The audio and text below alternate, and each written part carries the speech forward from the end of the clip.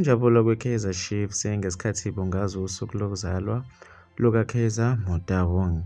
Ake ngibingelele kanti ngikuphathelezana kuleli hora zimi kanje. Injabulo ebibhala ebusweni kubadlali nezikhulu ze-Kaizer Chiefs ngesikhathi bebungaza usihlalo weqembu uKaizer Mutaung ogubha iminyaka engu-80. Uzalwe namuhla ziwu-16 October.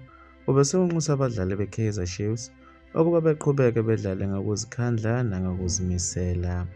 Ubesebagqugquzela ngomdlalo wabo olandelayo we-Betway Premiership ne-SuperSport United ukuba benze lezo abadume ngazo, kanti wembukeli ihlukile imibono yabantu ezinkundleni zokuxhumana mayelana nalolu daba. USilo Siphiwe uthi yena, "Happy birthday baba, inkosi ikugcine. Ngibonga ngokungakhela leli qembu elijabulisa abantu kangaka enhlizweni zabalandeli, wakhuluma umlando wakho nakwisizukulwane sethu."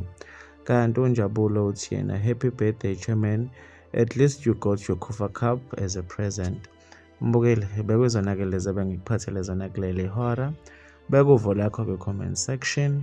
Ngizokubona kwenye video elandelayo. Sale kahle.